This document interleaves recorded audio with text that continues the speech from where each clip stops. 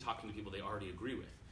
And then you don't have a town square where people are having these difficult and important conversations. You have something where everyone is able to just replicate what they already think with people who think like them. And so we started a research group trying to figure out how we could make tools that let people facilitate those discussions and help them grow. So you don't have to turn off your comments, don't have to turn off your community discussions, and we get more people to engage in conversations online to try and move towards that ideal. And I mean, I guess that kind of tees it up for you, Jim. I mean, when you look, and maybe this is me being a dramatic storyteller, but I genuinely feel like there's like a war happening online that people aren't talking about and that people aren't paying attention to. And the next thing you know, people like you, women, minorities, you know, people in the LGBT community, like, I just feel like this is something we're gonna hear, you're gonna see the implications of this war years from now. And that's kind of, you're at the forefront of that. So you're the chief digital officer for GLAAD, you worked at Twitter before, you were in all of these conversations, you identified a very specific problem that kind of has to do with AI, and that's what you're working with CJ on, but take us to kind of like the battleground. What is the battleground? I think maybe like a good way to talk about that is to tell a story of how we actually kind of discovered the battleground. And I think what we see is a lot of content that's created by marginalized communities and about marginalized communities is actually being weaponized against those very communities that's being created for. And the example that I like to use is at GLAAD we have an award show every year, and last year we gave an award to Deborah Messing from Will and Grace. She got up on stage, and this was just a few months into the Trump presidency, and she gave a really impassioned speech speaking about her own lived experience as a woman, as a Jewish person, and as an ally to LGBTQ people, and specifically imploring Ivanka Trump, who has those same identities, to kind of look inside of herself and challenge the administration on some things. We did what we do. We take that video clip, we posted on YouTube. I went to bed that night not really thinking anything was going to happen. This was like a month into my job at GLAAD. And I woke up the next morning to like this string of text messages from our chief communications officer that was like, oh my God, you've got to get on YouTube right now. What's going on? You've got to get in that comment thread and moderate it. And so I logged into YouTube, and I didn't even have to go to our YouTube page. Our video was trending on the homepage of YouTube. And we have like 18,000 subscribers. Like, we're not influencers, we're not massive on YouTube. And I was like, something's going on. So I dived into the comments, and there was literally thousands and thousands of comments in 24 hours that were just like some of the most vile, hate-filled things I'd ever seen. In fact, the number of downvotes to upvotes was like 3 to 1. And a lot of the language wasn't just like, you know, like your homophobic aunt or uncle or something like that, but very specific terminology that I was like, this doesn't feel like it was just like a bunch of homophobic or transphobic people that kind of stumbled across the video. So we started digging into it, and we actually found a 4chan messaging board that had posted this video there and said, we are going to go and target this piece of content, and we're going to go and try to get it removed. And they were so successful at that the volume of activity that they put on that video in 24 hours caused it to be trending for 3 days on YouTube. Wow. I mean, it certainly seems like, you know, so what do you do with that? I mean, that's one example. I mean, so what happens then? Like, what can you do to kind of counter that? So I think a lot of what we try to do right now at GLAAD is we try to actually get ahead of that. So I spend a lot of my day in these 4chans and 8chans and Reddits of the world trying to see what's coming. That must be pleasant.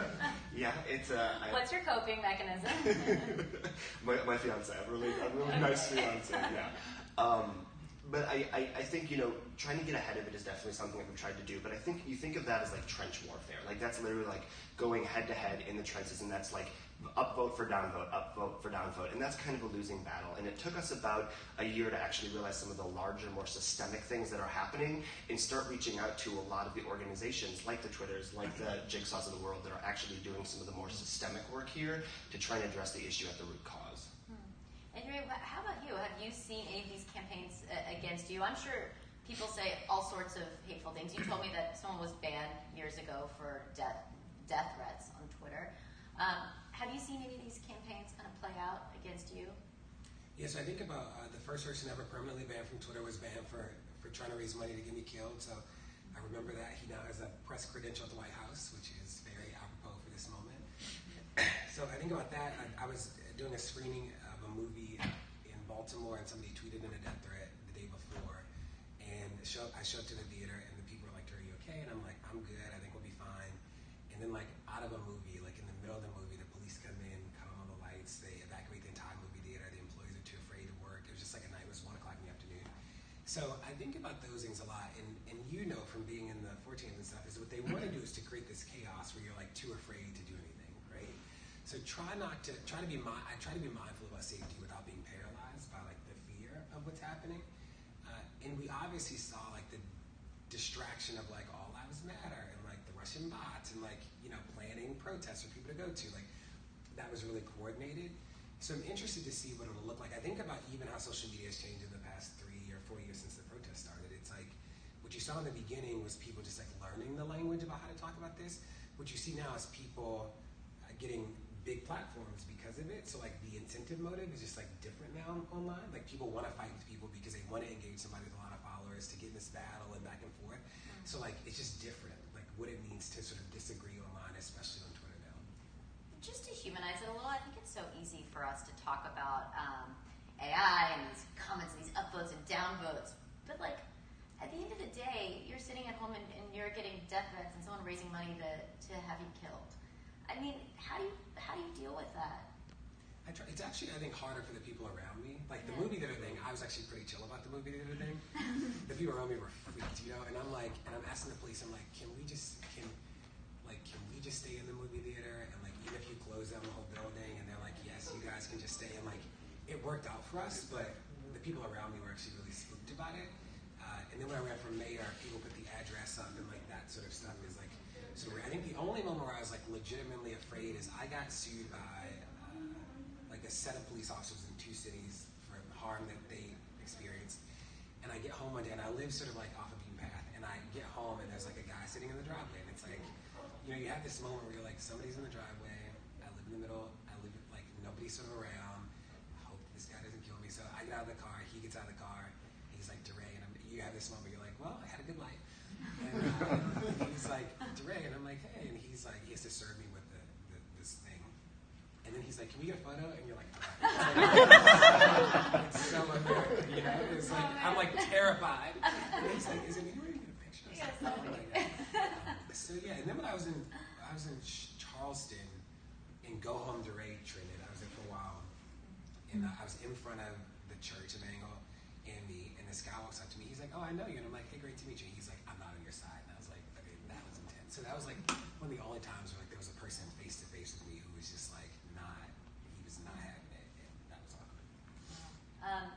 CJ, going to you, because there's so much responsibility on tech companies right now, whether it's Twitter, Facebook, Google, and you're part of Jigsaw, which is this fascinating part of Google where you guys are actually taking on really challenging questions about the future and artificial intelligence and machine learning being biased. So what can a tech company do? And then I want to actually get to, because you guys are partnering with GLAAD, but what can tech companies do, and what are you guys specifically doing to make sure that it's not just the harshest voices being heard, and it's not just the hate that's rising to the top? Sure. So I think the first thing that tech companies need to do is just listen. Just stop and listen to some of these stories. Listen to the experiences that people are having, because the type of experiences that you're describing, that's not going to come up at scale across the platform, but it really matters, because some of the voices that are, you know, so threatened to be silenced are having experiences that are different from everyone else. So it's not going to pop to the top of your analytics. It's not going to pop to the top of like, okay, 60% of our user base is feeling this, but like this narrow group of people that are being targeted so intensely, you have to listen and just listen about what people are up against, and then figure out ways to solve for that problem, even if it's not happening at scale. Because if you can't protect those voices, then the platform it starts becoming more and more something that can be taken over by these loud voices. So listening and then figuring out ways to stick up for voices that are threatened of being shouted offline.